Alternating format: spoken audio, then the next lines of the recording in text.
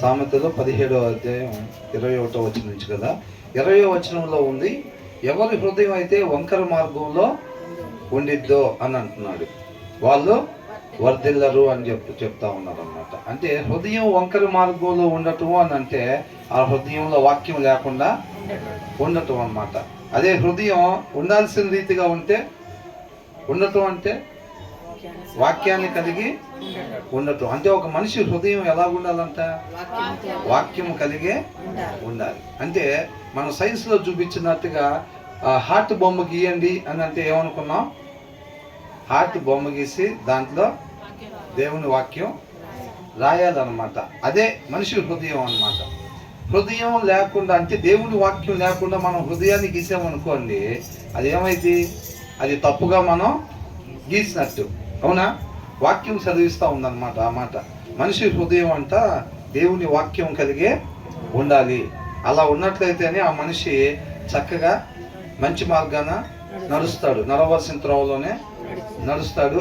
ఆ హృదయం దేవుని వాక్యం కలిగి ఉన్నప్పుడు అది మంచి హృదయంగా పిలువబడతా ఉందన్నమాట. కాబట్టి ఎవరి హృదయంలో వాక్యం లేదో వాళ్ళు వర్ధిల్లరు అని చెప్తున్నాడు. One whose tongue is perverse falls into trouble అని అంటున్నారు. ఎవరి నాలుకైతే మూర్ఖముగా మాట్లాడువాడు కీడులో పడతాడంట. మూర్ఖంగా మాట్లాడుతున్నాడంటే మూర్ఖత్వం ఎక్కడుంది? ఆ హృదయంలో మొదటగా ఉందన్నమాట. ఆ హృదయంలో మూర్ఖత్వం ఉంటే ఆ నోట్లో నుంచి మూర్ఖపు మాటలు వస్తుంది అన్నమాట. ఆ హృదయంలో ఏది ఉంటే నోట్లో నుంచి అదే బయటికి వచ్చిద్ది అని అంటున్నాడు. ఎవరి హృదయం అయితే వాక్యం లేకుండా ఉంటుందో వాళ్ళు వర్ధిల్లరు, వాళ్ళ నోట్లో నుంచి మూర్ఖపు మాటలు వస్తాయి. అలాంటి మాటలు మాట్లాడినప్పుడు రేపు వాళ్ళ మీదకి ఏమొచ్చింది? కీడు వచ్చింది అనమాట. అవునా? మనం మంచి మాటలు మాట్లాడినప్పుడు చక్కగా మన బుక్లో మంచి మాటలు మాట్లాడినట్టుగా రాస్తారు. రేపు అవి మనకు నిత్య జీవానికి వెళ్తానికి సాక్ష్యంగా ఉంటాయి. మాట్లాడకుండా మాటలు మనం మాట్లాడినప్పుడు అది ఎప్పుడు మాట్లాడతాం? మన హృదయంలో మంచి లేనప్పుడు, వాక్యం లేనప్పుడు ఏమవుతుందంటే చెడు ఉంటుంది కదా, ఆటోమేటిక్గా చెడ్డ మాటలే మాట్లాడతాం. అవి మాట్లాడినప్పుడు అవే రాస్తారు బుక్లో. వాటిని బట్టే రేపు మన నిత్య నరకాగ్నికి వెళ్తాం. పనిష్మెంట్ వాటిని బట్టే వచ్చింది అనమాట.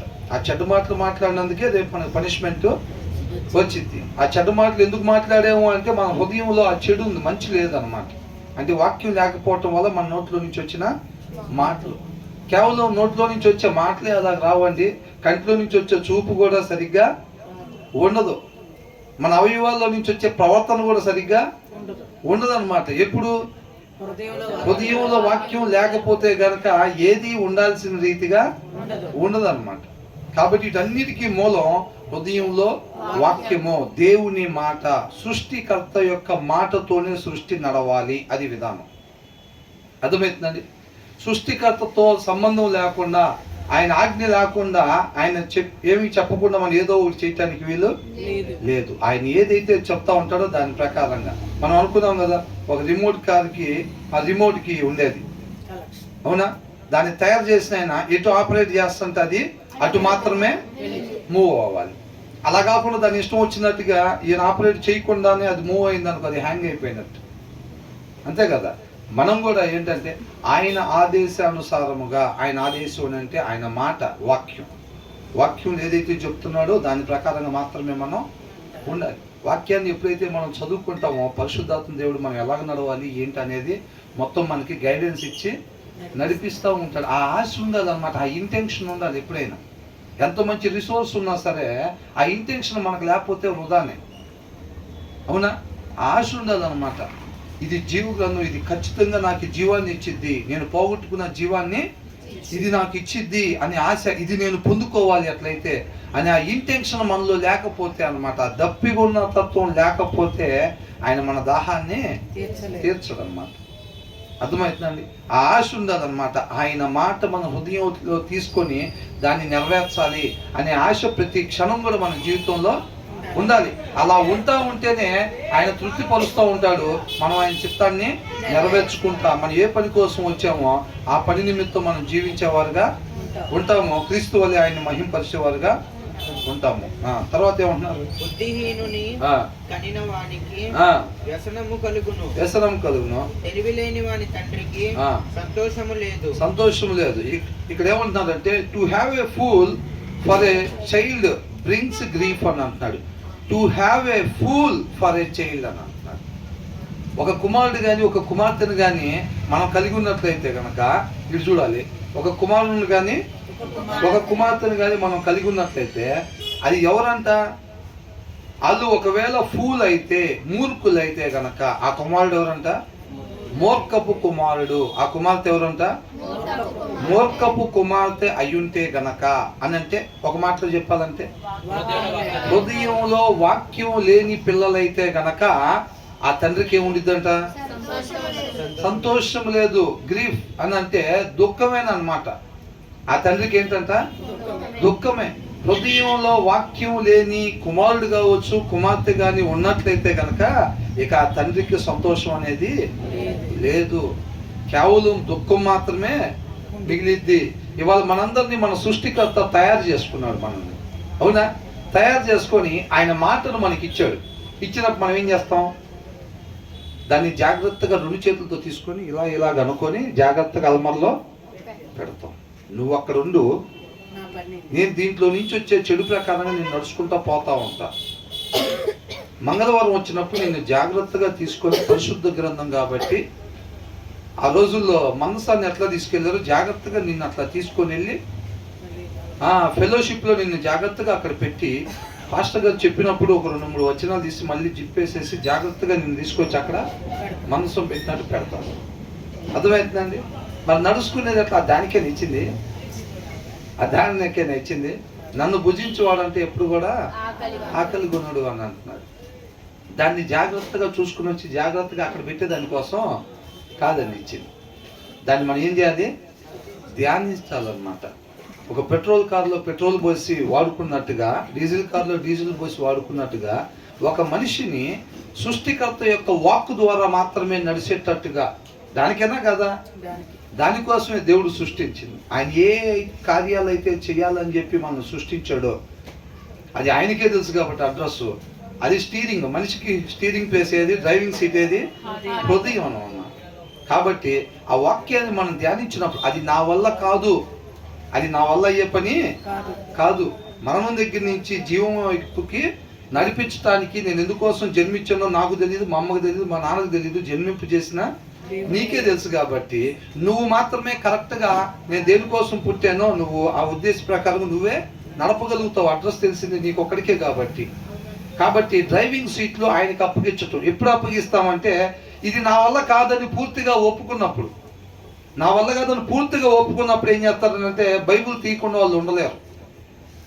వాళ్ళు పద్దాకులు దాన్ని ధ్యానిస్తూ ఉంటారు. మన హృదయం అనే డ్రైవింగ్ సీట్లోకి ఆయన్ని, వాక్యమైన దేవుడిని కూర్చోబెడతా ఉంటాం. ఆయనకు అడ్రస్ తెలుసా లేదా? మా నాన్నకు తెలియదు, మా అమ్మకు తెలియదు, మా అక్కకు తెలియదు, మా తమ్ముడికి తెలియదు నేను ఎందుకోసం పుట్టానో. సృష్టికర్తకు తెలుసా లేదా? ఆయనకి తెలుసు. కాబట్టి ఆయన నా ప్లేస్లో కూర్చోబెట్టామనుకో, ఎప్పుడైతే మనం బైబుల్ తీసి చదువుతున్నామో నాకు తెలియదు నేను ఎందుకోసం వచ్చానో, అవునా? నాకు అడ్రస్ తెలియదు. కాబట్టి ఆయన్ని తీసుకొచ్చి కూర్చోబెట్టామంటే ఆయన నడిపింపు ప్రకారంగా మనం వెళ్ళాలి. కరెక్ట్ అడ్రస్కి కరెక్ట్ విధానంలో ఆయనే మనల్ని నడిపిస్తాడు అన్నమాట. కాబట్టి అప్పుడు ఏం చేస్తారంటే ఆ విషయం తెలిసి ఆయన ఆశ్రయించే వాళ్ళు ఏం చేస్తారంటే వాక్యాన్ని చదవకుండా ఉండలేరు. అర్థమవుతుందండి? కాబట్టి మనం ఏం చేయాలంట? ఒకవేళ ఆయన మనల్ని ఇష్టపడి తయారు చేసుకున్నాడు కదా, అవునా? ఆయన పిల్లలమే కదా మనం. మరి ఆయన పిల్లలు అయినప్పుడు మన హృదయంలో వాక్యం లేకపోతే కనుక ఆయనకి సంతోషం ఉండదు. ఆయన కేవలం దుఃఖపరిచే వాళ్ళంగా మాత్రమే ఉంటాము. ఇక్కడ ఏమంటున్నాడు? To have a pool for a child అని అంటున్నాడు. ఒకవేళ ఆయన కుమారులుగా కుమార్తెలుగా ఉన్న మనం, మన హృదయంలో ఫూల్ అని అంటే హృదయంలో వాక్యము లేనివాడు. మనం ఒకవేళ మన హృదయాల్లో వాక్యం లేకుండా ఉన్నట్లయితే గనక అప్పుడు ఏమైంది? ఆయన నడిపింపు ప్రకారంగా హృదయంలో వాక్యం లేకపోతే డ్రైవింగ్ సీట్లో ఆయన లేనట్టు. డ్రైవింగ్ సీట్లో ఆయన లేనప్పుడు మనం ఏం చేస్తాం? మనం మనకు అనిపించినట్టుగా దాని ప్రకారంగా నడుస్తాం. నడిచినప్పుడు హృదయంలో వాక్యం లేని వాళ్ళు మంచి దారులు నడుస్తారా? నడవలేరు. అప్పుడు మన సృష్టికర్తకి ఆనందమా దుఃఖమా? దుఃఖం మాత్రమే ఉంటుంది అనమాట. అవునా? ఆయన మనం తయారు చేసుకుంటే ఆయన కుమారుడుగా కుమార్తెలుగా ఉండే మనం ఆయనకి మన జీవితం మీద అధికారం ఇవ్వకపోవటం వల్ల ఏమైందంటే వాక్యాన్ని చదవకపోవటం వలన చేయకూడని పనులు చేస్తూ ఉంటాం, చూడకూడని చూపు చూస్తూ ఉంటాం, మాట్లాడకూడని మాటలు మాట్లాడుతూ ఉండి ప్రతిసారి ఆయన్ని బాధ పెట్టేవారుగానే తప్ప ఆయనకి ఇంకా సంతోషం ఉండదు. ఒక కుమారుడు కానీ కుమార్తె కానీ హృదయంలో వాక్యం లేకుండా మూర్ఖురాలుగా ఉన్నప్పుడు ఆ తండ్రికి సంతోషం అనేది ఉండదు అని అంటున్నాడు. అవునా? మరి ఇప్పుడు సృష్టికర్తని సంతోష పెట్టడం తప్ప ఆ సృష్టికి ఇంక వేరే పని ఏమైనా ఉందా? అవునా? ఇప్పుడు మనం ఎప్పుడు అనుకుంటాం, ఇప్పుడు ఫ్యాన్ తయారు చేసిన ఆయన అక్కడ గాలి రావాలన్న ఉద్దేశంతో తయారు చేస్తాడు దాన్ని. గాలి లేని ప్రదేశంలో కూడా గాలిని ఇవ్వాలి, ఒక దగ్గర గ్యాదర్ చేసి గాలిని ఇవ్వాలి అన్న ఉద్దేశంలో తయారు చేస్తాడు. ఆ ఉద్దేశం కొరకు అది పనిచేస్తుంది అనుకోండి, ఆయన నామాన్ని, సృష్టికర్త నామాన్ని మహింపరిచినట్టే. ఒక లైట్ కనిపెట్టిన ఆయన అక్కడ చీకటిగా ఉన్నా సరే వెలుతురుని అది ఇవ్వాలి అన్న ఉద్దేశంతో దాన్ని చేశాడు. ఎప్పుడైతే అది ఆ ఉద్దేశం కొరకు పనిచేస్తుంది అనుకోండి, అప్పుడు ఆ సృష్టికర్తనది మహింపరిచినట్టే. అవునా కదా? కాబట్టి మన పట్ల కూడా దేవుడి ఉద్దేశం ఏదైతే ఉందో దాని ప్రకారంగా మనం జీవిస్తుంటే అప్పుడు ఏంటంటే మనం మూర్ఖులుగా ఉండం. మన హృదయంలో ఎప్పుడైతే వాక్యం ఉండిద్దో, సృష్టికర్త యొక్క మాట ఉండిద్దో, అప్పుడు మనం మూర్ఖుల్లాగా ఉండము. ఆ తండ్రికి సంతోషం కలిగిద్ది అన్నమాట. అర్థమవుతుందండి? ఇప్పుడు లైట్ని కనిపెట్టిన ఆయనకి ఈ లైట్ చూసినప్పుడు ఆయనకి ఏమనిపిస్తూ ఉంటుంది? సంతోషం, ఆనందం అన్నమాట. అదే అట్లా ఉండి స్విచ్ చేసినా కానీ వెళ్ళకుండా అట్లా ఉంటుంది అనుకోండి. అది ఏంటి, నేను అందుకోసం కాదు దాన్ని తయారు చేసింది. లేదా అక్కడ లైట్ అంటే ఉంది, వెలుగుతుందా? చీకట్లో వెలుతురునిస్తుందా? ఇవ్వట్లా. మనం కూడా హృదయంలో వాక్యం లేకుండా ఈ కాలనీలో ఆ కాలనీలో పక్క కాలనీలో క్రైస్తవులు తిరుగుతూనే ఉంటారు. ఎలాగా? సృష్టికర్త మాట హృదయంలో ఉండదు, వీళ్ళకి నచ్చినట్టు వీళ్ళు తిరుగుతూ ఉంటారు. కాబట్టి ఆయనకి ఎంతో బాధ పెట్టే వాళ్ళంగా ఉంటాం. ఆయన సంతోష పెట్టాలంటే ఆయన మాట మన హృదయంలో ఉన్నప్పుడే అది సాధ్యం తప్ప లేకపోతే మనం మూర్ఖురాలుగా ఉంటాం. కాబట్టి ఆయనకి సంతోషం అనేది ఉండదు. There is no joy for the parent of a godless fool అని అంటున్నాడు. ఏంటంట? There is no joy. ఆయనలో ఆనందం అనేది ఉండదు, ఆ తండ్రిలో ఇక ఆనందం అనేది ఉండదు. ఎప్పుడు? For the parent of a godless fool అని అంటున్నాడు. గాడ్లెస్, దేవుణ్ణి కలిగి లేకుండా, వాక్యమై ఉన్న దేవుణ్ణి కలిగి లేకుండా ఉండే మూర్ఖుడు అని రాస్తుంది అక్కడ. అదేనా? గాడ్లెస్ ఫూల్ అని రాస్తుంది. చదవాలి జడ్సన్. ఏమని ఉంది అక్కడ?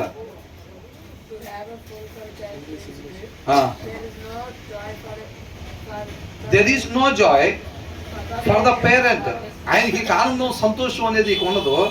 ఎవరికంటే? ఏ తండ్రి కంటే? ఆఫ్ ఏ గాడ్లెస్ ఫూల్ అని అంటున్నారు. వాక్యమై ఉన్న దేవుని వాళ్ళ హృదయంలో కలిగి లేకుండా ఉండే కుమారుడు లేదా కుమార్తె ఉన్నప్పుడు ఆ తండ్రికి ఆనందం సంతోషం అనేది ఉండదు అని అంటున్నారు.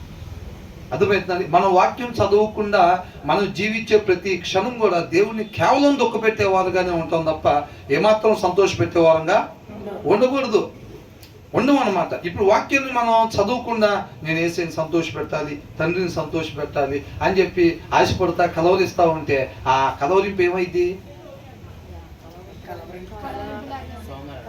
సోమరి కలవరింపుగా ఉండిద్ది. అది సోమరి ఆశలాగా ఉండిద్ది. అర్థమవుతుందండి? అది నిజంగా ఉన్నప్పుడు కష్టపడతాం. ఆయన పాదాలు చేరి ప్రభువా నేను సృష్టిని, నువ్వు సృష్టికర్త, నువ్వేం చేయమంటున్నావు చెప్పని చెప్పి ప్రతి క్షణం ఆయన కృపను బట్టి మనకి ఇచ్చిన ఆయుష్ని ఏం చేస్తామంటే ఆయన వైపు చూస్తూ ఉంటాం. కాబట్టి ఆయన మాటని తీసుకొని సమృద్ధిగా లోపల పెట్టుకుని ఆయన నడిపింపు ప్రకారంగా మనం వెళ్తూ ఉంటాం అన్నమాట. ఆ ఆశ లేదనుకోండి, ఆ కష్టం లేదనుకోండి, మనకి ఊరికినే ఆశపడితే అది సోమరి ఆశలాగానే ఉండిపోయిద్ది అనమాట. మనం అలా ఉండకూడదు. క్లియర్గా రాశారు, ఎంత అద్భుతంగా రాశారు చూడండి. ఎవరి హృదయంలో అయితే for the parent of a godless fool అని రాశాడు. వాక్యమై ఉన్న దేవుని కలిగి లేకుండా ఉండే మూర్ఖుడు ఒక కుమారుడుగా కుమార్తె ఉన్నట్లయితే కనుక ఆ తండ్రికి సంతోషం ఆనందం అనేది ఇంకా ఉండదు అని అంటున్నాడు. అర్థమవుతుందండి? కాబట్టి మనం నిత్యం మన హృదయంలో దేవుని వాక్యం కలిగే మనం నడుచుకోవాలి. అది ఎవరన్నా కానివ్వండి. మనం పుట్టి క్రైస్తవులమా, నెల రోజుల క్రితం మనం సత్యాన్ని తెలుసుకుని సత్యంలోకి వచ్చామా, ఒకవేళ లేదా బాప్తిసం నిన్న తీసుకున్నామా, సంవత్సరం క్రితం తీసుకున్నామా, ఎప్పుడైనా కానీ మన హృదయంలో దేవుని వాక్యం లేని క్షణం మనం ఎవరంట? ఇప్పుడు కోట మీద దావీదు కాకుండా ఒకవేళ ఒక అన్యుడు ఉన్నాడు అనుకోండి, దేవుని తెలియని అన్యుడు ఇంటికి అంతకన్నా భయంకరం ఏం చేస్తాడు? అవునా? ఇక మానభంగం చేయటం, మర్డర్ చేయటం, మోసం చేయటం, కవర్ చేసుకోవటం, ఇక అంతకన్నా భయంకరమైన పనులు ఏం చేస్తాడు లోకస్తుడు? అవునా కదా? ఆయన మనిషిని చెప్పుకునే దావీదు హృదయంలో వాక్యం లేనప్పుడు ఒక లోకస్తుడికి దావీదికి తేడా ఏమీ లేదు. మనం ఉండొచ్చు నిన్నటిదాకా, ఆయన మాట ప్రకారం ఏది చెప్తే అది చేసే వాళ్ళగా నిన్న దాకా ఉండొచ్చు. కాకపోతే ఇవాళ దేవుని వాక్యం మన హృదయంలో లేనప్పుడు ఏమైంది? మనం ఒక అన్యుల వలె జీవిస్తున్నట్టే, మనం అంతే. దేవుడు లేకుండా జీవిస్తున్నట్టే మనం అక్షమం. అని నిన్నదాకా మనం చదివాం కదా, నిన్నదాకా ప్రార్థన చేసాం కదా అని అంటే, నిన్నటి వరకు నీలో ఖచ్చితంగా మంచి చూపే ఉండిద్ది, మంచి మాటే ఉండిద్ది, మంచి ప్రవర్తనే ఉంటుంది. ఇవాళ మాత్రం నీ దగ్గర నా దగ్గర అది ఉండదు. అది నీ వల్ల నా వల్ల అయ్యే పని కాదు. వాక్యం అయి ఉన్న దేవుడి వలన మాత్రమే మంచి అనేది చేయగలుగుతాము. కాబట్టి నిత్యం మన హృదయంలో దేవుని వాక్యం ఉండాలి, దానికి ఆశపడాలి, ఆకలిగా ఉన్న వల్ల ఉండాలన్నమాట. అలా ఉంటే బైబిల్ అలమరలోనే ఉండదు. అవునా కదండి? నాకు నిజంగా ఆకలిగా ఉంది, ఆయన చిత్తం నెరవేర్చాలి, ఆయన చిత్తం కొరకే నేను బ్రష్ చేసుకున్నాను, ఆయన చిత్తం కోసమే టిఫిన్ చేసి, ఆయన చిత్తాన్ని నెరవేర్చడానికి భోజనం చేసి, ఆయన చిత్తాన్ని నెరవేర్చడానికి గాలి పీల్చుకుంటున్నాను. ప్రతిదీ కూడా మన జీవితం సెంటర్ ఏం కావాలి? ఆయన చిత్తం నెరవేర్చడానికే కావాలి మనం చేసే ప్రతి పని కూడా. ఆయన చిత్తం నెరవేర్చడానికి అవసరం లేని పని ఏది కూడా మనకి అవసరం లేదు. అర్థమవుతుందండి? అలాగున్నప్పుడు ఏంటంటే, ఆకలి ఉన్నప్పుడు ఏంటంటే, ఆయన మాట లేకుండా మనం క్షణం కూడా ఉండం. ఆయన మాట నిత్యం మన హృదయంలో ఉండేటట్టుగా జాగ్రత్తగా చూసుకుంటూ ఉంటాం, చెక్ చేసుకుంటూ ఉంటాం అన్నమాట. అర్థమవుతుందండి? కాబట్టి మనం మొన్న చదివాం నిన్న చదివాం అన్నట్టుగా కాకుండా ప్రతి క్షణం హృదయంలో దేవుని వాక్యం ఉండాలి. నిన్నటి వరకు నీతిమంతుడివే, ఇవాళ ఎప్పుడైతే నీ హృదయంలో వాక్యం లేదనుకోండి, సరిపడా వాక్యం లేకపోతే ఇవాళ నువ్వు నేను మూర్ఖులమే. ఎవరంట? మూర్ఖులమే, అంతే. ఇవాళ చదివేసేస్తే, లేకపోతే బాప్తిసం తీసుకున్న తర్వాత 2 సార్లు కంటిన్యూ చదివితే, లేకపోతే 2 సార్లు బైబిల్ మొత్తం చదివితే జీవితకాలం ఇంకా నీకు సరిపోయిద్దంటే అట్లాగేమీ సరిపోదు. నీ హృదయంలో నా హృదయంలో దేవుని వాక్యం సమృద్ధిగా లేకపోతే గనక మనం మూర్ఖులుగానే జీవిస్తున్నట్టుగా, తండ్రిని బాధ పెట్టేవారుగానే మనం ఉంటాము. తర్వాత ఏంటంట? సంతోషము గల మనసు ఆరోగ్య కారణము. సంతోషము గల మనసు, ఏ చీర్ఫుల్ హార్ట్ అని అంటాడు. ఆ హృదయం అంట సంతోషంగా ఉన్నప్పుడు, అవునా? ఏ చీర్ఫుల్ హార్ట్, అవునా? ఏ చీర్ఫుల్ ఆనందాన్ని అన్నాం అనుకోండి, ఆనందం అంటే సంతోషంగా. ఆనందం ఎలా ఉన్నాడంట? సంతోషంగా ఉన్న ఒక ఆనందు అని అర్థం. అవునా? ఇక్కడ ఏమని రాశారు?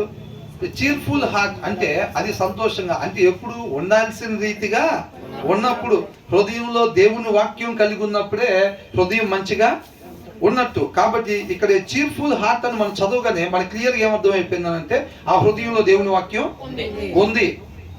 దేవుని వాక్యం కలిగిన హృదయం ఒక మంచి హృదయం, దాని గురించి ఏదో చెప్తున్నారు అనేది మనం అర్థం చేసుకోవాలి అన్నమాట. అవునా? ఏ cheerful heart is good medicine అని అంటున్నాడు. ఏం చేసిద్దంట? హృదయంలో దేవుని వాక్యం ఉంటే, ఇప్పుడు మంది ఏం చేసిద్దండి? మంది వేసుకోగలనే మంచి చేసిద్ది. మనకి ఎక్కడన్నా బాగోపోతే అది ఏం చేసిద్ది? స్వస్థత కలుగు చేసిద్ది అనమాట. దేవుని వాక్యం కూడా మనకి ఏం చేసిద్దంట? చక్కగా మంచిగా ఉండేటట్టుగా, ఎక్కడెక్కడైతే మరణపు లక్షణాలు ఉన్నాయో మనకి చక్కగా అది జీవంగా చేసిద్ది అనమాట. అవునా?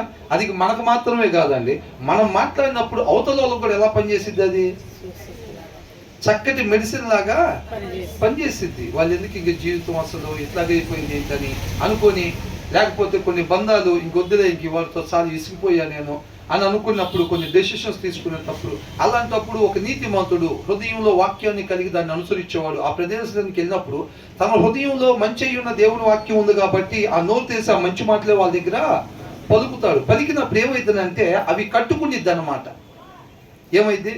ఆ ఇరిగిపోయిన మనసు, అవునా, చెడిపోయిన మనసు, చెడిపోయిన ఆలోచనలు, తలంపులు, తీర్మానాలు, ఇవన్నీ ఏం చేస్తాయి అంటే మంచిగా కట్టబడతాయి అన్నమాట. అవన్నీ కూడా, అవునా.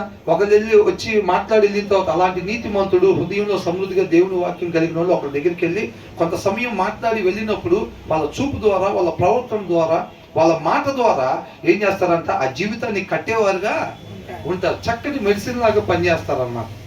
కొంతమంది వచ్చేదారంటే ఏం లేదు, పాలల్లో ఉప్పు గడ వేసినట్టే. ఏంటంట? చర్చికి వెళ్ళేవాక అంటే వెళ్ళదమ్మా, వెళ్ళదండి, ఏం వెళ్తాంలే ఇప్పుడు ఇట్లాగా అది వాళ్ళ నోట్లో వాళ్ళ హృదయంలో వాక్యం ఉండదు. వాళ్ళు 2-3 మాటలు మాట్లాడండి, నిజంగా ఎవరు వస్తున్నారు అక్కైనా, ఎవరు అంత సేటుగా ఇంపార్టెన్స్ ఇస్తున్నారు, మనం తప్ప, అంత అవసరమా ఏంటి అని అనగానే ఆమెలో కూడా ఏమొచ్చింది? ఇంకా నిజమేమో, ఏం వెళ్తాంలే అని అనిపించేసి వెళ్ళి ఏం చేసింది? అక్కడికి వెళ్ళి మంచి చేసిందా వాళ్ళకి చెడు చేసిందా? చెడు చేసిందన్నమాట. అవునా? హృదయంలో వాక్యం లేకపోతే మనం అక్కడికన్నా పోయి కొంచెంసేపు కూర్చొని మాట్లాడేమంటే అక్కడ ఖచ్చితంగా నాశనం చక్కగా ఫామ్ అయిపోయింది మొత్తం కూడా. మన నాశనంలోనే ఉంది. మన హృదయంలో దేవుని వాక్యం లేదు, సృష్టికర్త వాక్కు మన హృదయంలో లేదు అని అంటే ఏమైనట్టు? మనం ఆల్రెడీ నాశనం వంకర మార్గంలోనే నడుస్తున్నట్టుగా. అంతేనా కదా? ఇందాక వచనంలో చూసాం కదా, ఏ కరప్ట్ హార్ట్ అని అంటున్నాడు. హృదయంలో ఎవరి హృదయంలో దేవుని వాక్యం లేదో అది వంకర మార్గంలో ఉన్నట్టుగా, తప్పుడు మార్గంలో ఉన్న హృదయం అని అంటున్నాడు. వీళ్ళు ఆల్రెడీ తప్పుడు మార్గంలో ఉండి వీళ్ళు పోయి అక్కడ నోరు తెరవగానే వాళ్ళు కూడా ఏం చేస్తారు? దోవ తప్పిస్తారు. అంతేనా కదా? అలా ఉండకూడదు అంటున్నాడు. కాబట్టి cheerful heart is a good medicine. ఎవరు హృదయంలో అయితే చక్కటి దేవుని మాట ఉండిద్దో, సృష్టికర్త మాట ఉండిద్దో, సృష్టికర్త మాట ప్రకారంగానే నడవాలన్నమాట అది. అవునా? ఒక మనిషి సృష్టికర్త మాట తన హృదయంలో పెట్టుకోవటం, ముందుకి నడవటం, మళ్ళీ సృష్టికర్త మాట తన హృదయంలో పెట్టుకోవటం, నడవటం, మళ్ళీ సృష్టికర్త మాట హృదయంలో పెట్టుకోవటం, నడవటం. బ్యాటరీ కార్లు ఉంటాయి చూసారా? ఆ బ్యాటరీలో పవర్ అయిపోతే ఆగిపోతాయి. కానీ ఈ బ్యాటరీ ఎలా ఉంటాయి అంటే ఈ టాయ్స్ ఆ పవర్ ఉన్నంతసేపు దేవుని వాక్యం ద్వారా నడపాలన్నమాట. ఈ టాయ్స్ మొత్తాన్ని పవర్ ఉన్నంతసేపు, దేవుని వాక్యం అనే పవర్ ఉన్నంతసేపు చక్కగా నడవాల్సిన దారిలో నడుస్తూ ఉంటాయి. పవర్ అయిపోగానే ఆగిపోవు, పోగొడిన మార్గంలో పడిపోతూ ఉంటాయి. అర్థమవుతుందండి? పోగొడిన మార్గంలో పోతూ ఉంటాయి అన్నమాట. అట్లా వెళ్ళిపోతాయి. అవన్నీ కూడా బుక్లో చక్కగా కూర్చొని రాసేస్తూ ఉంటారు. అక్కడ రాస్తారా లేదా? కూర్చొని రాసేస్తారు. నువ్వు అడిగి ఇటేసావా? ఇటేసారు. తర్వాత ఒకవేళ అడుగు చక్కగా వాక్యం చదువుకొని మంచి మార్గంలో నీతిమంతులాగా దాన్ని అనుసరించాము, ఒక వచనాన్ని అనుసరించాము అనుకోండి, ఏం చేస్తాడు? వెళ్ళాల్సిన మార్గంలో ఒక అడుగు వేశారు అని చెప్పి చక్కగా ప్రతిదీ కూడా రాయబడుతూ ఉండిద్ది అనమాట. కాబట్టి ఎవరు హృదయంలో దేవుని వాక్యం ఉండదో వాళ్ళు చక్కటి మెడిసిన్ లాగా పనిచేస్తూ ఉంటుంది. బట్ ఏ క్రష్డ్ స్పిరిట్ అని అంటున్నాడు. But A crushed spirit. ఆత్మ ఎప్పుడు నలిగిపోయింది అనుకున్నాం, అంతకు ముందు కూడా మనం ధ్యానించుకున్నాం కదా. అవునా? భోజనం చేయకపోతే ఏంట్రా లాగేసావు, తింటలేదా అంత మనకి బాగానే కనపడతాయి బ్రహ్మాండంగా. అవునా? మనకేంటి, మనిషిని చూడంగానే చక్కగా ముఖం నునుపుగా చక్కగా బొగ్గలు వచ్చి హ్యాపీగా రౌండ్ హ్యాపీగా అట్లా ఉండాలి. ఏంట్రా లాగేసావు, తింటలేదా సరిగ్గా హాస్టల్లో, అరిసెలు అయ్యి ఇవన్నీ వేసి మళ్ళీ వాడి హాస్టల్కి పంపిస్తారు. వాడి ప్రవర్తనలో, వాడి చూపులో ఏమో సరిగ్గా లేదనుకో, బైబిల్ సరిగ్గా చదవట్లేదు, ఇందులో బెల్ట్ తీసుకోండిరా అని అంటారా? అయ్యి పెద్దగా ఉండదు. మనిషి తగ్గాడంటే చాలు వాళ్ళ అమ్మ దిగులేసుకునేది, వాళ్ళ నాన్న బయటికి కనపడకుండా దిగులేసుకుంటాడు. వాళ్ళ అమ్మ ఏం చేసేది అంటే బయటికి కనపడేదంటే దిగులేసుకునేది. వాళ్ళ నాన్న వాడిని చూడంగానే ఎప్పుడైతే కొద్దిగా లాగేసినట్టున్నాడో తండ్రి బయటికి కనపడనీయకుండా లోపల ఇది సరిగ్గా తింటలేదు అనుకుంటా అక్కడ అనుకుంటాడు. వాళ్ళ మిస్సెస్తో కూడా చెప్పుకుని ఆటోమేటిక్ వెళ్ళి చికెన్ మటన్ తీసుకొస్తాడు అని చూడంగానే.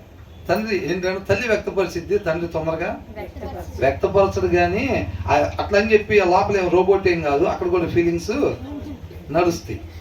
అవునా కదా? కాబట్టి ఏమంటున్నాడు? But A crushed spirit. ఎవరి ఆత్మ అయితే, ఆత్మకు ఆహారం ఏంటి?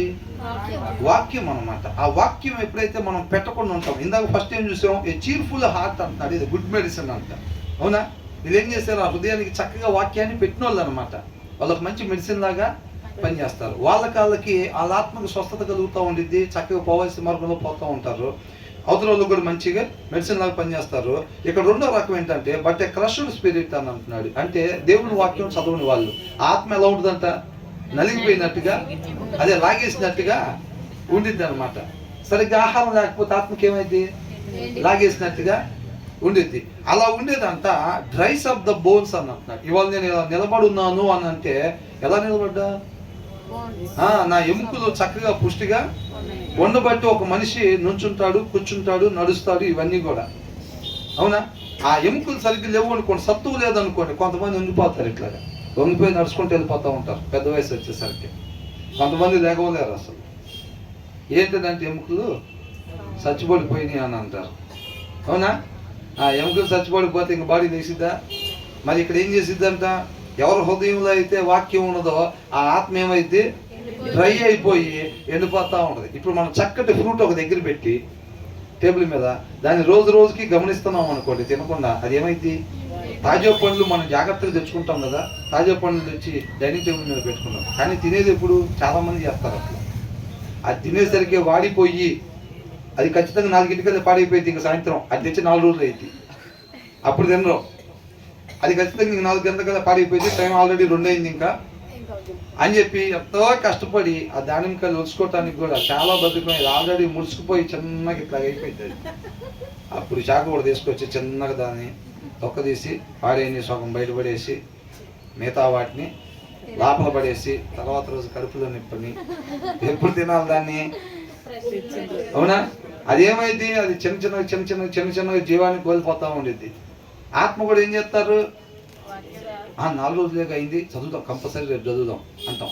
5 రోజులు చేస్తాం, 6 రోజులు చేస్తాం. ఆత్మ ఏమైపోయింది, బలహీన పడిపోతూ ఉంటుంది.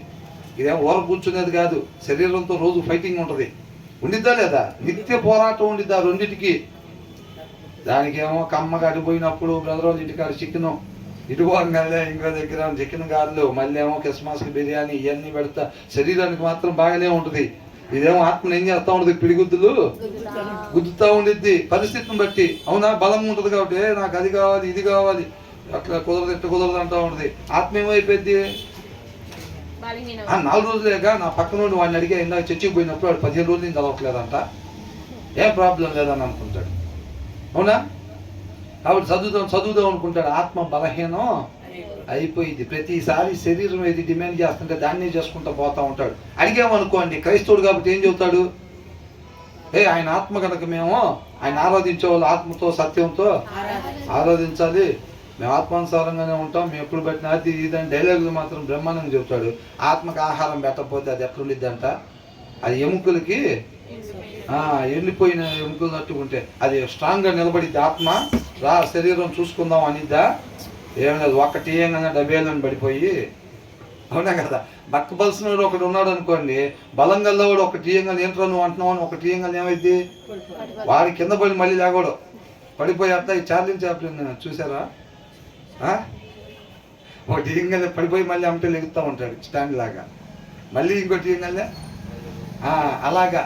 ఆత్మ పరిస్థితి అట్లాగ అయిపోయింది, బలహీనం అయిపోయి నిలబడలేని పరిస్థితికి అయిపోయింది అనమాట. అర్థమవుతుందా? అప్పుడు ఆత్మీయంగా నిలబడతాం మనం. మాటలు మాత్రం కలుము ప్రార్థన అనగానే ఎక్కడైనా ఎత్తైన స్థలాల్లో ప్రభువా నైనా అంటాం. మాటలు పడుకుంటే అయ్యి సోమరి మాటలలాగా ఉంటాయి కాబట్టి దేవుడు ఆ మాటలు ఏం పట్టించుకోడు అసలు, అవునా? అంతరంగంలో నిజంగా ఎవరైతే ఆశ కలుగున్నారో వాళ్ళని ఎక్కిస్తాడు పైకి. వీళ్ళు మాత్రం మాట్లాడుతూనే ఉంటారు, రోజు వచ్చి ప్రార్థన చేస్తూనే ఉంటారు, అవి మాత్రం అట్లాగే ఉండిపోతూ ఉంటాయి అన్నమాట. కాబట్టి హృదయంలో సమృద్ధిగా దేవుని వాక్యం పెడితే అది చక్కగా మనలో ఉన్న మరణపు ఛాయల్ని తీసేసి చక్కగా జీవాన్ని నింపుతి. అట్ ద సేమ్ టైం మనం ఎవరి దగ్గరికి వెళ్ళినా సరే ఆత్మలను కట్టే వాళ్ళంగా మనం ఉంటాం అన్నమాట. అర్థమవుతుందండి. వీళ్ళు ఎక్కడికైనా వెళ్ళినప్పుడు అన్న వాక్యం చదువుతున్నారా, అక్క వాక్యం చదువుతున్నారా అంటే చదవట్లేదమ్మా 3 రోజులు అయిపోయిందంటే ఏముంది లెక్క అంటారా? 3 రోజులు నుంచి చదవకపోవటం ఏంటక్క, మరి అది లేకపోతే కష్టం కదా, మనకి మన దాని ద్వారానే కదా నడవాల్సింది, అది ఇదని 2-3 మాటలు చెప్పి దాని ఇంపార్టెన్స్ చెప్పినప్పుడు ఏమవుతుందంటే అదే నిజంగానే చదవాలి కదా, నిజంగానే చదవాలి కదా మనం, అది చదవకపోతే ఎట్టారా, నిజంగానే వెళ్ళాల్సిన మార్గంలో వెళ్దాం కదా మనం అనేది ఆమెకు అర్థమైంది. ఏం వెళ్ళిపోయిన తర్వాత కొంచెంసేపటికైనా సరే బైబిల్ తీసుకొని చదివి, అవునా కదా? కాబట్టి మనం అలాగా ఈ లోకానికి వెలుగుగా ఉప్పుగా ఉండే వాళ్ళని ఉండాలి. సత్యం అనే సారాన్ని మనం ప్రకాశింపజేసే వాళ్ళకి ఆయన గుణలక్షణాలు ప్రకాశింపజేయాలి. ఎలాగా? మనలో లేకుండా టార్చ్ లైట్ లాగా అవతల లైటింగ్ పెట్టి యువతల చీకటి ఉండేటట్టు ఉండాలా?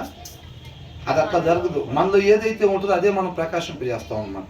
ఆయన గుణలక్షణాలని ప్రకాశింపజేసేవారుగా మనం ఉండాలి. తర్వాత ఏమంటున్నారు, నలిగిన మనసు ఎముకలను ఎండిపోజేయును, న్యాయ విధులను చెరుపుటకై దుష్టుడి ఒడిలో నుండి లంచము పుచ్చుకొనును.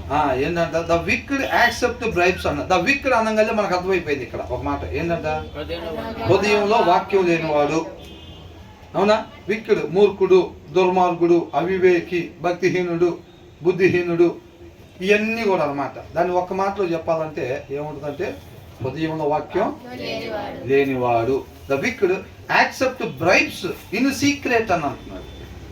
లంచాలు ఎక్కడ తీసుకుంటారు, ఇటీ 5 లక్షలు ఇవ్వాలి ఇది అంటాడా, సీక్రెట్గా నేను ఆయన పంపిస్తాను, ఆయనకి ఇచ్చి పంపించండి, ఆయన ఫోన్ చేస్తాడు, రిసీవ్డ్ లంచం రిసీవ్డ్ అనగానే ఆ ఫోన్ కాల్ మాట్లాడి ఫోన్ అక్కడ పెట్టి అమ్మటే సంతకం పడిపోయిద్ది అనమాట. అర్థమవుతుందండి? అది డబ్బులే కావచ్చు, లేకపోతే మిగతా ఏవైనా కావచ్చు. ఎవరైతే the wicked accept bribes in secret అని అంటున్నాడు. రహస్యంగా వాళ్ళు ఏం చేస్తారంటే లంచాలని పుచ్చుకుంటారు. ఎవరంట? దుష్టుడు. హృదయంలో వాక్యం లేనివాడు చేసే పనులు అన్నమాట. అర్థమవుతుందండి? హృదయంలో వాక్యం ఉండేవాడు చెల్లు ఆ పనులు. సమయల్ నా దినాల్లో ఎవరన్నా కొనుంటారా? బిలాంని ఇప్పుడు చెప్పారా లేదా? నీకు ఎంత కావాలంటే అది ఇస్తాము, నేను అనుకునేది నువ్వు పలికి అక్కడికి వచ్చని అన్నారు. ఎంత కావాలంటే అంత ఇస్తానంటున్నారు, రమ్మంటున్నారు. దేవుడిని ఆల్రెడీ ఒకసారి అడిగితే నువ్వు బాబాకని చెప్పాడు. ఎంత కావాలంటే అంత ఇస్తారనగానే ఏం కలిగింది ఆయనకి? మళ్ళీ ఆశ కలిగింది. అయితే ఈ నైట్ కూడా ఇక్కడే ఉండండి, మళ్ళీ అడుగుతానన్నాను. అభిప్రాయాన్ని మార్చుకుంటాడా? ఆయన ఆ టైపు కాదు. ఏ టైపు? వ్యాపారంలో కల్తీ కలిపి నువ్వు 2 కోట్లు సంపాదించి ఒక 50 లక్షలు తీసుకెళ్ళి హుండీలే ఏం కానీ ఆయన నిన్ను చూడండి ఇంకా అనే టైపు కాదు ఆయన. అర్థమవుతుందండి? హృదయానుసారుడే, మనోడే. అప్పుడు దాకా భుజం మీద చేసుకుని నడుస్తూనే ఉంటాడు. ఆదాంతో తోటలో నడిచినట్టుగా నడుస్తూనే ఉంటాడు. ఎప్పుడైతే మన హృదయంలో వాక్యం లేదో అడుగు పక్కకు పడింది. అడుగు పక్కకు పడగానే భుజం మీద చేసి కత్తి పట్టుకుని ఎదురుగా, అప్పుడు దాకా దేవదూత బిలాం అంటే ఉంటుంది. బిలాం నోట్లో నుంచి వచ్చేది దేవుడి మాట అంతే. అర్థమవుతుందండి? దేవదూతలు అంటాడు. ఎప్పుడైతే మాటని తీసి పక్కన పెట్టాడో, దేవుని మాటే వాక్యం, అవునా? దాన్ని ఎప్పుడైతే నువ్వు వెళ్ళొద్దు అన్న మాటను తీసి పక్కన పెట్టి మళ్ళీ అడుగుతానన్నాడో, ఇమీడియట్గా ఆయనకి బలమై ఉన్న ఆ ఖడ్గం ధరించిన దేవదూత ఎక్కడికి వచ్చాడు? ముందుకు వచ్చి నిలబడ్డాడు. అవునా కదా? అట్లాగనమాట. కాబట్టి న్యాయాన్ని తప్పే వారంగా ఉండకూడదు. మరి ఇప్పుడు బిలాం లాంటి వాళ్ళకి ఆశ చూపించారంటే ఆ దినాల్లో సమయలకి ట్రై చేసి ఉండేవాళ్ళా కాదా? మరి పడిపోయినట్టు ఎక్కడ ఉందా? అస్సలేమీ లేదు. నువ్వు రావాల్సిందే నాతో పాటు షర్టు పట్టుకుంటే సరిపదా అని అన్నాడా? లేదు. ఆయన అవసరమైతే ప్రాణం పెట్టేదానికే రాజుల దగ్గర నిలబడి మాట్లాడాలి. అన్ని ప్రవక్తలు అంటే ఎవరో పక్కింటి వాళ్ళు కాడ బలహీన వాళ్ళ దగ్గర కాదు మాట్లాడేది. మోషేని ఎవరి దగ్గర మాట్లాడమన్నాడు? ఫరో దగ్గర నిలబడి, నువ్వు కానీ ఇది చేయిపోతే గనక నీ మీదకి ఉగ్రత వచ్చింది అని చెప్పడం అంటే ఆశామాషనా? క్షణాల్లో తలకే ఎగిసిపోవచ్చు. ఆ ప్రవక్తలందరి కూడా రాజుల దగ్గర మాట్లాడమని పంపించాడు. అవునా కదా? వాళ్ళ ముందుకు పోతే కాళ్ళు ఉనికిపోతాయి జనాలకి. అవునా కదా? మరి అక్కడికి పోయి ఆయన చెప్పమన్న మాట అక్కడ పలకటం అంటే సామాన్య విషయం కాదు. ఆ ప్లేస్ ఎలాంటిది అనుకున్నారు? అదిగాక వాళ్ళు ఒకవేళ లాలన చేసి వాళ్ళని న్యాయం తప్పించాలని ప్రయత్నం చేస్తే వాళ్ళు ఇచ్చే కానుకలు కూడా మామూలుగా ఉండవు. నీకు చిన్న ప్రమోషన్ ఇస్తాం, లేకపోతే అది చేస్తాం ఇది చేస్తాం అన్నట్టుగా ఉండదు. ఒక రాజు అవతలని లాలన చేసి మాయ చేద్దామని అనుకుంటే కనుక తన మార్గంలో నడిపించుకోవాలని ప్రయత్నం చేస్తే ఎదురు ఏం పెడతాడు? ఆకర్షింపబడేయి. అవునా కదా? ఏమాత్రం వాక్యం హృదయంలో వాక్యం తక్కువగా కానీ ఉంటే, ఇప్పుడు బిలాం దానికే టెంప్ట్ అయింది. ఫస్ట్ పలానాది ఇస్తాను ఎంత ఇస్తానని చెప్పి పంపించాడు. ఏం దానికి ఏం టెంప్ట్ కదా. తర్వాత నువ్వు ఏది అడిగితే అది ఇస్తానని చెప్పన్నారు. రాను అని చెప్పకుండా ఖచ్చితంగా వచ్చేటట్టు అని చెప్పాడు. చెప్పగానే ఆశ కలిగింది అనమాట. అది ఎట్లాంటిది ఎదురు పెట్టినా సరే లేదు. అవసరమైతే వాళ్ళు ఏం చేస్తారంటే లంచం ఇవ్వడానికి ప్రయత్నం చేస్తారు. ప్రవక్త నాకు అనుకూలంగా మాట్లాడితే ఓకే, ఒకవేళ అట్లా మాట్లాడకపోతే అవసరమైతే వాడిని చంపేసైనా పక్కకు తొలగించుకొని మన ఇష్టం నెరవేర్చుకోవటమే అనుకుంటాడు రాజు. ఎప్పుడైనా అనుకుంటాడా లేదా? అట్లాగా అనుకుంటాడు. అయినా సరే ఆ ప్లేస్లో నిలబడి అవసరమైతే ప్రాణాలు వదిలిపెట్టడానికైనా సిద్ధపడి ఉండాలి. అంటే వాళ్ళు దేవుని వాక్కులో ఎంతగా నాటబడి ఉన్నారు. వాళ్ళు ఏర్లు ఎక్కడ దాకా తన్నుకుని వాళ్ళకి ఏమి ఆ చెట్టుల్ని ఆ వృక్షాన్ని కదిలించలేవు. బంగారం కావచ్చు, వెండి కావచ్చు, పలుకుబడి హోదాలు కావచ్చు, ఇవి కూడా వాడిని కదిలించలేవు అన్నమాట. వాటిని అంతగా వాళ్ళు దేవునిలో నాటబడిపోయారు. వాళ్ళు అర్థమవుతుందండి. కొద్ది గొప్ప ఉన్నాం అనుకోండి, మినుకు అనుకుంటా ఉన్నాం అనుకోండి, అవతల ఏదన్నా కొద్దిగా పెద్ద అట్రాక్షన్ చూపించగానే ఆటోమేటిక్గా పడిపోతాం. ఒకసారి కాబట్టి ఇంకో దగ్గరైనా పడిపోతాం. కాబట్టి సమృద్ధిగా దేవుని వాక్యం ఉండాలి, కదలకుండా నిలబడేటట్టుగా ఉండాలి. ఏదో మినుకమంట కాకుండా. కాబట్టి ఎవరు లంచాలు తీసుకుంటారు? లంచం ఎందుకు తీసుకుంటారు అని అంటే న్యాయాన్ని త్రిప్పివేయటానికి. దాని తర్వాత రాశారు కదా, ఏమంటున్నారు? In secret to pervert the course of justice అని అంటున్నాడు. న్యాయాన్ని మార్చేయటానికి. ఏమన్నా తెలుగుగా ఏం చేస్తారంట? వాళ్ళు లంచం తీసుకునేది దేనికంటే న్యాయ విధానాన్ని ఏం చేస్తారంట? చెరిపేస్తారనమాట. ట్విస్టింగ్ చేసేస్తారు. వాళ్ళు జీవోలు మారుస్తారు కావాలంటే. గ్యామ్లింగ్ చేయడానికి రాజ్యాంగం ఒప్పుకోకపోతే ఏం చేస్తారు? అలా చేసేటట్టుగా జీవోల్ని మార్చేస్తారు. ఒకసారి ఇందిరాగాంధీ టైంలో కూడా ఇట్లాగే తప్పిదం, ఎమర్జెన్సీ టైంలో ఎమర్జెన్సీ పెట్టడం వల్ల ఆమె పదవి కోల్పోవాల్సి వస్తే ఆ టైంలో ఏం చేసిందంటే, ఆమె ఇంతకాలం పరిపాలన చేయాలి కాబట్టి సుప్రీంకోర్టుకి ప్రధానమంత్రిని ఏమంటారు శిక్ష విధించడం కానీ ఇది అంటే వాళ్ళ జస్టిస్లోకి రాకుండా ఆమె జీవో తీసుకొచ్చేసింది. ఏమంటే జీవో తీసుకొచ్చినప్పుడు ఏమైందంటే ప్రధానమంత్రిని ఇంట్రాగేషన్ చేయడానికి సుప్రీంకోర్టు పవరు లేకుండా పోయిందన్నమాట. అర్థమవుతుందండి? ఆ సుప్రీంకోర్టు పవర్ ఉంటే ఏమైంది? ఏం వాస్తవానికి పదవి బాగొట్టుకొని లోపల ఉండాలి. ఆమె ఏం చేసిందంటే జీవో అంటే ఏంటి? విధానాన్ని, న్యాయం విధానాన్ని ఏం చేస్తారంట? మార్చేస్తే ఆమె అరెస్ట్ చేయడానికి కూడా లేదు. సుప్రీంకోర్టుకి లేదంటే ఇక ఏ అధికారానికి ఉంది ఇక్కడ? ఇక ఈ భూమి మీద ఏ అధికారికి కూడా ఆమెను టచ్ చేసేటానికి లేదు. అట్లా మార్చేశారు అన్నమాట. అర్థమవుతుందండి? అట్లాగా జీవోలు చాలా ప్రకారం ఏం చేస్తారు? ఒక గవర్నమెంట్ ఉన్నప్పుడు వీళ్ళకి అనుకూలంగా ఉండేటట్టుగా జీవో దాన్ని పాస్ చేసుకుంటారు. దాన్ని ఆమోదింపు చేసుకొని వీళ్ళు ఆ రాంగ్ రూట్లో వీళ్ళు ఏం చేస్తారంటే వ్యవహారాలు చక్కబెట్టుకుంటారు. తర్వాత గవర్నమెంట్ మారిన తర్వాత వాళ్ళ జీవో క్యాన్సిల్ చేస్తారు. అది అర్థమవుతుందండి? లేకపోతే వాళ్ళు ఎలాగో వచ్చి క్యాన్సిల్ చేస్తారు. వాళ్ళు క్యాన్సిల్ చేశారన్న పేరు ఎందుకు? మన పదవి ఎట్లాగో పోతుంది కాబట్టి, ఇక చివరిలో ఉంది కాబట్టి మళ్ళా వస్తే మళ్ళీ పెట్టుకుందాం ఆ జీవోని. వీళ్ళే చివరిలో ఆ జీవో రద్దు చేస్తారు. ఆమోదింపు చేయటం వీళ్ళ పనే, దాన్ని రద్దు చేయటం కూడా వీళ్ళ పనే. సామాన్యుడు ఎక్కడ అసెంబ్లీ బయట ఉంటాడు ఓటు వేయటం వరకు. ఇప్పుడు అది కూడా లేదుగా. ఇక్కడ మనం ఒకటి నొక్కుతానంటే వాడికి ఏది కావాలో సెట్ చేసుకుంటున్నాడు. అంత ట్యాంపరింగ్ అయిపోతుందంట. ఇది ఏంటంటే పవర్ మొత్తం మన చేతిలోనే ఉంటుంది ఎమ్మెల్యే అని సామాన్యుడు అంటాడులే, కానీ ఇక్కడ అరవటం వరకే, కానీ అక్కడ ఏమీ లేదు. వాళ్ళకి ఎట్లా కావాలో అట్లాగా సెట్ చేసుకుంటున్నాడు అంట. అట్లాగా అయిపోతుంది. న్యాయాన్ని మార్చేసేవాళ్ళలాగా లంచం తీసుకొని న్యాయాన్ని ఏం చేస్తారు? న్యాయాన్ని తుడిపేస్తారంట. న్యాయపు విధుల్ని చెరుపుటకై లంచము పుచ్చుకొని అని అంటున్నాడు. మనం ఈ లోకానికి వెలుగంటే ఉప్పు అంటే మనం చేయాల్సిన పనులు అయ్యానా? మనం ఏ ప్రదేశంలో ఉంటే ఆ ప్రదేశాన్ని మనం ఎప్పుడైతే న్యాయాన్ని అనుసరిస్తామో, అర్థమవుతుందండి? న్యాయాన్ని అనుసరిస్తామో. ఇప్పుడు క్రిస్మస్ అంటే చీకటిలో వెలుగు నింపటానికి. చీకటిలో వెలుగు అంటే మనం ఏం చేస్తామంటే ఇంటికి లైటింగ్ పెట్టుకొని బయట అంతా లోకస్తుల్లాగా బతుకుతూ ఉంటాం. అది కాదు క్రిస్మస్ అంటే. క్రిస్మస్ అంటే ఏంటంట? వంకర మార్గంలో ఉన్న జనాల మధ్యలో నువ్వు తిన్నని మార్గంలో ఉండి చూపించటం, అది వెలుతురు. అది క్రిస్మస్. మనం ఏం చేస్తామంటే ఆచార క్రిస్మస్ని అంటి పెట్టుకొని ఉంటాం. ఆత్మీయ క్రిస్మస్ని ఎప్పుడు వదిలిపెట్టిన వాళ్ళంగా ఉంటాం. ఒక క్రైస్తవుడు జరపాల్సిన క్రిస్మస్ అది. అదేంటి? 25వ తారీఖు పొద్దున నుంచి 25వ తారీఖు రాత్రి దాకా జరిపేది కాదు క్రిస్మస్. అది మనం పుట్టిన కాడి నుంచి పోయేదాకా జరపాల్సిన క్రిస్మస్ అది. అవునా? ఏ క్రిస్మస్? వంకర మార్గంలో ఉన్న ఈ లోకంలో తిన్నని మార్గంగా జీవించి ప్రకాశింపజేసే స్టార్స్ లాగా అన్నమాట. షైనింగ్ స్టార్స్ లాగా, ఆయన రిప్రజెంటేటివ్స్ లాగా. ఆయన చేసిన పని అది. అర్థమవుతుందండి? ఆయన చేసిన క్రిస్మస్ అది. ఆయన చీకట్లో వెలుగుని అలాగా ప్రకాశింపజేసాడు అనమాట. ఆయన రిప్రజెంటేటివ్స్గా మనం చేయాల్సిన పని ఎవరు ఉంటలేదండి ఈ రోజుల్లో. బ్రదర్ అంటారు కదా, ఏదంట ఎవరు ఉండలేదు ఈ రోజుల్లో అని అంటే ఎవరు ఉండరు. అది ఆల్రెడీ మన మెంటల్గా తెలిసిన విషయమే అది. అవునా? ఎందుకని? హృదయంలో వాక్యం లేనోడు ఈ లోక సంబంధం ఉంటాడు. వాళ్ళందరూ కూడా వంకర మార్గంలోనే ఉంటారు. వాళ్ళు ఎవరు ఈ లోకానికి వెలుగు ఉప్పు కాదు. మనం ఈ లోకానికి వెలుగు ఉప్పు.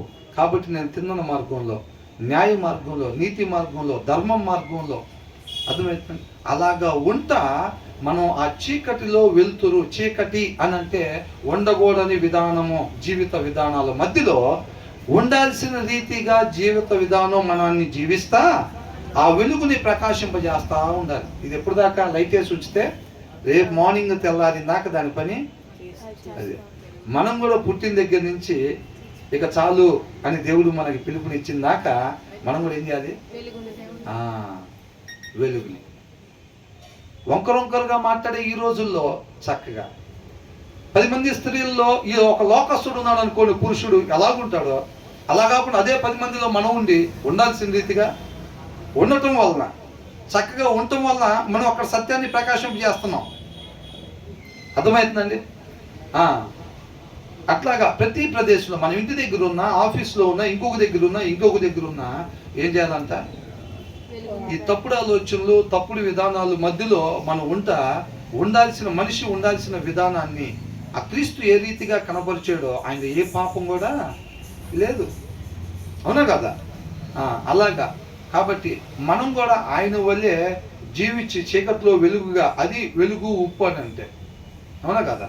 మనం అలా జీవించి ఒక మంచి మాదిరి ఆయన ఎలా కనపరిచి వెళ్ళాడో మనం కూడా అలాగా కనపడి వెళ్ళేలాగా, ఆ షైనింగ్ స్టార్స్ లాగా, ఆ చీకట్లో ఆ లైటింగ్ లాగా, అలాగే ఎవరెవరైతే జీవిస్తూ ఉంటారో వాళ్ళు ఒక్కొక్కళ్ళు ఒక్కొక్క లైట్ లాగా అన్నమాట. ఈ చీకటి వ్యవస్థలో న్యాయం తప్పిపోయిన ప్రవర్తించే ఈ మనుషుల మధ్యలో, ఈ చీకట్లో అలా జ్యోతులు వల్లే వెలగటమే మనం పెట్టుకునే లైటింగ్. ఆ లైటింగ్ కావాలి మనం, అంతే తప్ప ఊరికి బిల్డింగ్ బోర్డర్లు కట్టి లైటింగ్ పెట్టి మనం అన్యాయంగా చేసి వచ్చి బట్టలు కొనుక్కొని, లేకపోతే అవి చేసుకొని, చేసుకొని ఇంటి పక్కన వాళ్ళకి ఏం జరుగుతుందో కూడా తెలియకుండా శుభ్రంగా మనం కావాల్సిన సమృద్ధి బిర్యానీలు అన్నీ చేసుకొని తినేది క్రిస్మస్ కాదు. అంతేనా కదా? హ్యాపీ క్రిస్మస్ అని చెప్పు. ఇంటి పక్కన ఇబ్బంది పడతా ఉంటే మన ఇంట్లో కావాల్సినవి పెట్టుకొని, మంచి బట్టలు కట్టుకొని హ్యాపీ క్రిస్మస్ అని అంటే అంతకన్నా దౌర్భాగ్యమైన క్రిస్మస్ ఆ క్రైస్తవుడు ఇంకోటి జరిపేది కాదు ఇంకా. అవునా కదా? అలాంటి క్రిస్మస్ ను జరుపుతున్న వాళ్ళం అన్నమాట. అర్థమవుతుందండి? కాబట్టి మనం ఆచారాన్ని ప్రాధాన్యత ఇవ్వకుండా, అంటే నేను పెట్టకూడదని నేనేం చెప్పట్లేదండి, దానికి వ్యతిరేకమేం కాదు. మెయిన్ అది అయి ఉండాలి. మెయిన్ ఆ రీతిగా జీవిస్తా ఈ లైటింగ్ కూడా పెట్టుకోవచ్చు. అర్థమవుతుందండి? దాన్ని వదిలిపెట్టి దీన్ని మాత్రమే పట్టుకొని ఎలాడుతున్నాం అనుకోండి, ఆత్మను అనుసరించేది వదిలిపెట్టి, వాక్యాన్ని అనుసరించేది వదిలిపెట్టి, క్రీస్తుని అనుసరించేది వదిలిపెట్టి ఆచారాన్ని మాత్రం అనుసరించే వాళ్ళంగా ఉంటే నామకార్థ క్రైస్తవులుగానే మనం ఉండిపోతాము. కాబట్టి మనం ఏది చేస్తున్నా వాక్యం అనే లెన్స్లో నుంచే చూడాలి. వాక్యం అనే లెన్స్లో నుంచే చూసి ఏది చెయ్యాలి, ఏది చేయకూడదు. బాబాయ్ ఏమనుకుంటారు, పెద్దమ్మ ఏమనుకుంటారు, చుట్టాలు ఏమనుకుంటారు, నలుగు లేకుండా పెళ్ళి ఏంటి అసలు? అవునా? ఇది లేకుండా పుట్టినరోజులు ఏంటి, శ్రీమంతాలు లేకుండా అయ్యేంటి ఇయ్యేంటి ఏమనుకుంటారు? ఇరుగు పొరుగుల కోసం బతుకుదామంటే తీసేయి, దీన్ని పక్కన పెట్టింది. ఒక్కాలేమో దాని మీద, ఒక్కాలేమో దీని మీద. ఒక పక్కనేమో దేవుడిని సాటిస్ఫై చేయాలి, రెండో పక్కన ఇరుగు పొరుగుల్ని సాటిస్ఫై చేయాలి. ప్రభు నీ చిత్తానుసారంగా అని అంటాం, రెండో పక్కన తీసుకొచ్చి పసుపు బియ్యం కలిపేసి అమ్మంటే అక్షంతలు వేస్తారు, నలుగులు వేస్తారు, శ్రీమంతాలు జరుపుతారు, అన్నీ వాక్యంలో ఉందా లేదా మనం ఏం పట్టించుకునేది లేదు. అలా కాకుండా మనం నామకార్థ క్రైస్తవులుగా కాకుండా ఒక మాదిరికరమైన క్రైస్తవులుగా, మనం మంచి మాదిరికరమైన క్రైస్తవులుగా మనం ఉండాలన్నమాట. To pervert the course of justice అన్న న్యాయపు విధానాన్ని అంతా చెరిపేసేవారుగా ఉంటున్నారు అంటున్నా. జ్ఞానము వివేకము గలవాని ఎదుటనే ఉన్నది, బుద్ధిహీనువి కన్నులు బూదిగంతములలో ఉండును. ఏంటంట? ఇంతవరకు ఆపుదామండి, ఇది ఇక్కడి నుంచి మరలా ధ్యానించుకుందాం. సరేనా? మనకు అర్థమయ్యే మాటలు 2-3 మాటలను చక్కగా వినాలి మనం. ఎందుకంటే మనం ఏదన్నా ఒక వచనాన్ని టచ్ చేసామంటే అది ఏమవుతుంది? అది 10 నిమిషాలకు ఆగిద్దో, 20 నిమిషాలకు ఆగిద్దో, అరగంటకు ఆగిద్దో కూడా చెప్పలేము. ఒకసారి 2 వచనాలు చెప్పడం జరిగింది. అవునా? కాబట్టి ఇంటికి వెళ్ళిన తర్వాత ఒకసారి మళ్ళీ ధ్యానించుకోండి. దేవుడికే మహిమ కలుగుతుంది.